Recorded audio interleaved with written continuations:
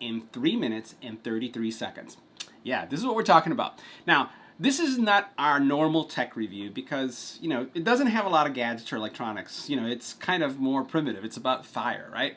And one of the things that we do in our home a lot is we love to cook. So Noel and I are always preparing meals, and we do have a good number of people that come over to our house, and so do my kids. We're talking about the Ooni Karu 16, and this is a pizza oven that can cook so much more. Let's go and check it out. Now, the Ooni Karu 16 is a multi-fuel pizza oven. That's going to give you a lot of flexibility. You could use wood, you could use charcoal, or you can use gas. And I've tried all three and have had a fantastic experience with each one of those different types of fuel. Now, this thing can get hot. We're talking really hot. We're talking about 950 degrees hot. And this is going to be something that you can get there in about 15 minutes if you're using charcoal and some of the, you know, standard fuel. But if you're using, for example, a propane adapter like I'm doing as well, I've been able to get that hot in about 9 minutes. That's how fast this thing can get that hot. Now, it does have a mounted digital thermometer, and that's probably the limitation of the electronics in this unit. So it will tell you what's the temperature inside of the oven. Now, it's a 16 because it's, or designated 16 because it's a 16-inch pizza oven.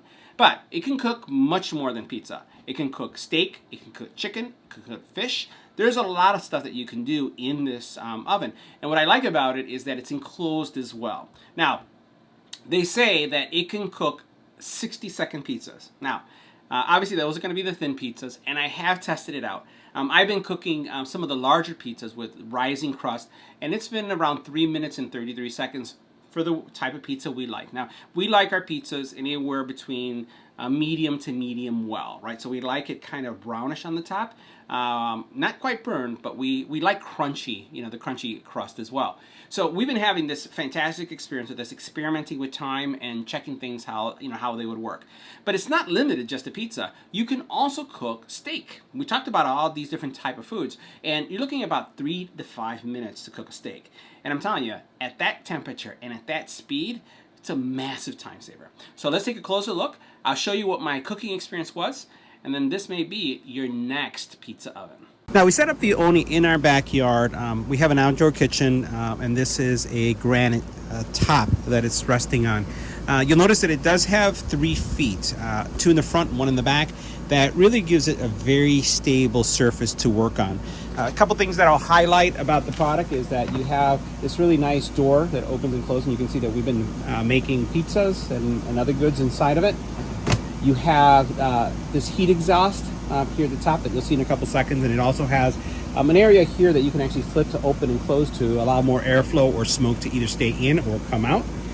You do have a thermometer here that's going to tell you the temperature of the cooking surface, or how hot the actual oven area is. I will say that in my experience, I haven't found it to be 100% accurate for whatever reason. So we'll see if with use it gets better, but I've been using a separate device to actually test the temperature of the grill and look at things. One of the things that you'll notice as soon as we open up the front door is that you do have this surface here, which is a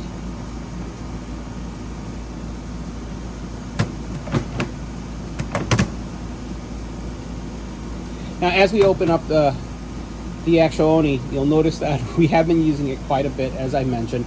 And really what you would want to get is kind of like a brush to kind of brush off any kind of soot or, you know, remaining, I would say, material that comes from the cooking that you're doing. But let me give you a shot of what it looks like inside. Now, this is a pretty ample area, and you could really decently get a really decent sized pizza, especially if you're either going to make your own or if you go to the supermarket and purchase one. And I have to tell you that even purchasing the ones in the supermarket, it doesn't taste the same. As we take a look at in the inside of the Ooni, you're going to see in the back that there is the charcoal tray, and it has 2 levels. One where the charcoal will rest, and the other is where all the debris will come down. So you'll be able to empty that out and clean it. Relatively, as I've cooked in this, I haven't really seen too much of the charcoal coming out this way and really impacting the cooking surface. And this is not something that you're going to wash, right? The stone that you see here is just, you'll just wipe it off. This is almost like some other products where as you use it and it kind of gets cured or seasoned, it just gives you a better cooking experience. So once again, that we're going to fill it up with charcoal in a couple seconds, light it up, and that's going to bring in the heat. You'll want to make sure that you open up the flute that we have here so that it has good airflow, because as it has the airflow, it's going to heat up a lot more.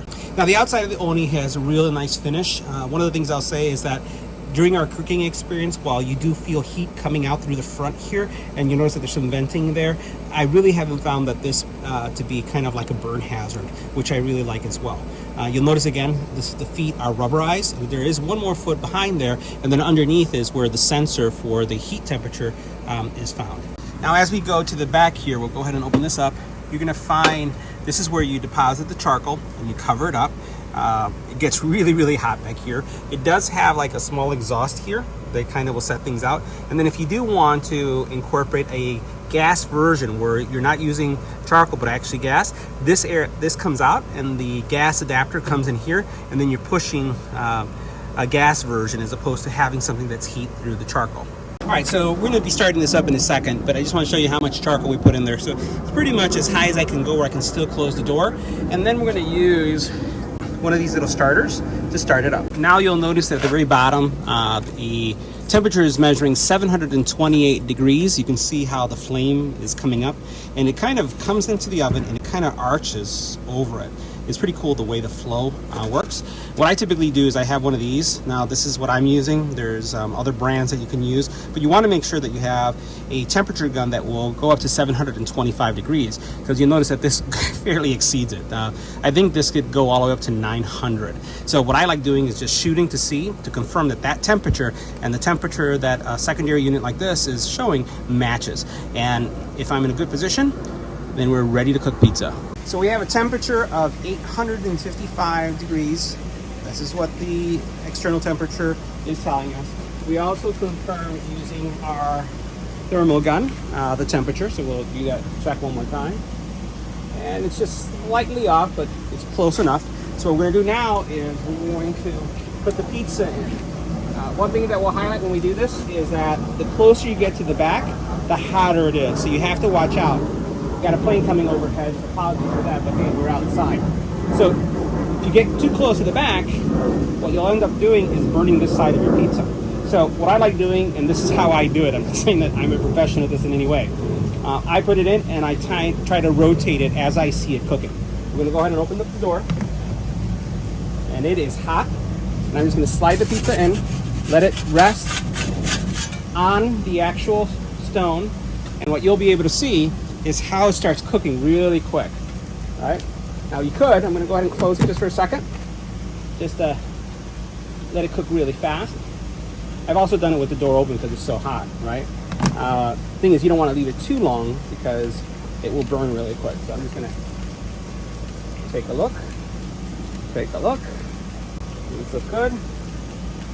Let me see if I can lift it and rotate it. Let me see what that looks like. You notice how this side is already cooked, and you can see this side right here how it's nice and cooked already. And rotate it a little bit, and then put it in again. And what I'll do is I'll rotate it a couple times just like that, just to let it cook.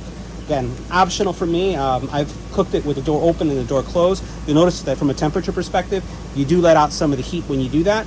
So it's up to you really how you want to work it. I do it both ways.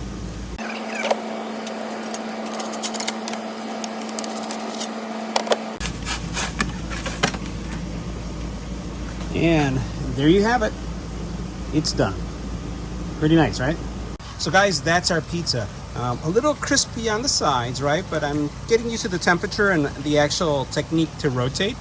But that was done, and that was done fast. So guys, that wraps up our review. See you in the next video.